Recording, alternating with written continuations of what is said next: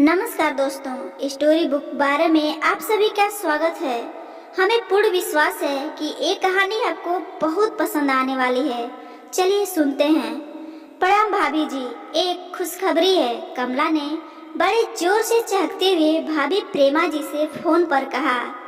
प्रणाम प्रणाम दीदी, लगता है मेरे प्यारे भांजे किशोर जी की शादी की तारीख निकल आई है क्या? ननद कमला के कुछ बताने से पहले ही प्रेमा जी ने भी उतना ही चहक कर कहा, हाँ भाभी, आप तो मेरे कुछ भी बताने से पहले ही जान गई। कमला ने फिर से बहुत खुश होकर कहा, दीदी, मैं तो अपने से भी ज्यादा आपको जानती हूँ। आखिर जब मैं इस घर में ब्याह कर आई थी तो मेरी सबसे अच्छी दोस्त, बहन, सब कुछ आप ही तो थी।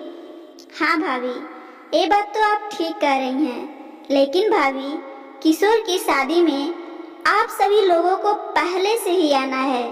आप मेरे लाडले भतीजे आकाश को और बहू शोभा को भी जरूर लाइएगा, क्योंकि मेरे बेटे किशोर की शादी में भाभी का सारा नेक चार शोभा को ही निभाने हैं। हाँ दीदी, मैं जरूर कह दूंगी और वो लोग आएंगे भी जरूर। और थोड़ी देर बाद प्रेमा जी बहू शोभा से बोली, सुनो शोभा बेटा, तुम्हारी बुआ सास जी का फोन अभी थोड़ी ही देर पहले आया था कि उनके बेटे किशोर की शादी की तारीख निकल आई है और उन्होंने हम सभी को सपरिवार बुलाया है।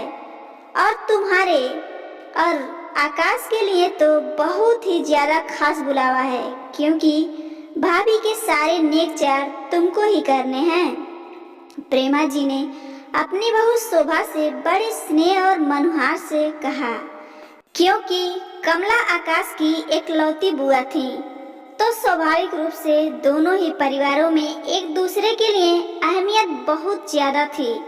बहू बोली, लेकिन मम्मी जी, हम लोगों का तो उस समय जा पाना बहुत ही मुश्किल हो जाएगा, क्योंकि बच्चों की पढ़ाई का भी बहुत हर्जा होगा और आकाश को भी ऑफिस से छुट्टी मिलना नामुमकिन ही होगा।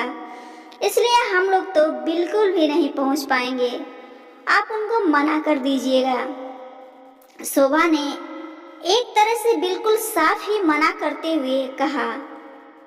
कमला को अपने भतीजी से बहुत लगाव था और उनके बेटे की शादी थी, तो उनका मन था कि मायके से सभी लोग साथ आएं। लेकिन शोभा ने तो भावनाओं से परे साफ इनकार कर दिया और शोभा के इस तरह से साफ इनकार करने से प्रेमा जी तो बहुत आहत हो गई और बोली, शोभा बेटा, ऐसा मत कहो।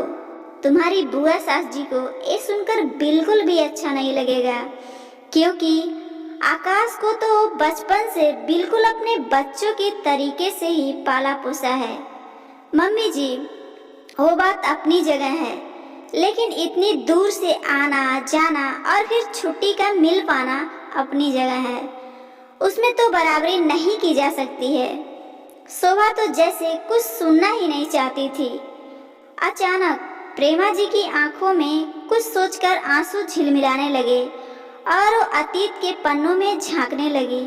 खैर, प्रेमा जी ने कोई जोर जबरदस्ती नहीं की। उसने यही सोचा कि जरूर कोई ना कोई व्यस्तता या मजबूरी होगी। उसने शोभा के मना करने के बाद आकाश से ज्यादा जिद इसलिए नहीं की कि शोभा को कहीं बुरा न लग जाए, लेकिन उसके 10 दिन पहले ही शोभा के ननिहाल में शादी पड़ी थी, तो शोभा आकाश और बच्चों के साथ 5-6 दिनों के लिए गई थी।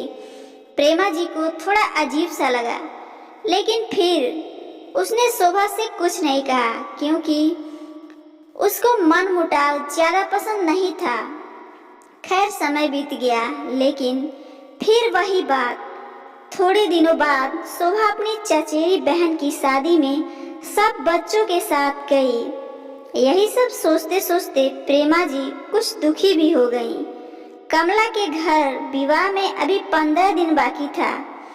एक दिन फिर प्रेमा जी ने बहू से वहां जाने की बात की। फिर शोभा ने बहाने बनाना स्टार्ट कर दिए, लेकिन इस बार प्रेमा जी चुप ना रह सकी और बोली, शोभा बेटा, जरा मुझको एक बात बताओ कि जब तुम्हारे मायके से शादी ब्याह पड़ता है तब तुम्हारे पास समय निकल जाता है और कोई परेशानी भी नहीं होती, लेकिन जब ससुराल पक्ष के किसी भी कार्यक्रम में जाने के लिए बुलाया जाता है तो साफ मना कर देती हो। तुम अगर सबके पास जाओगी आओगी नहीं तो कोई कैसे तुम्हें अच्छे संबंध रख पाएगा। मेरी कही बात पर गौर करना कि अगर मायके के रिश्ते मूल्यवान होते हैं तो रिश्ते ससुराल के भी मूल्यवान होते हैं। दोनों तरफ के रिश्तों को जब खूबसूरत तरीके से निभाओगी तभी अच्छा लगेगा। प्रेमा जी ने बहुत शांति के साथ बहू को समझाया। बहू समझ गई और बोली, सॉरी मम्मी जी, आप सही कह रही हैं, आप परेशान मत होइए। मैं आकाश के आते ही वहां पर जाने की कोशिश करती हूँ। शोभा कुछ शर्मिंदा होते हुए बोली, क्योंकि प्रेमा जी ने उसको सचमुच आईना जो दिखा दिया था।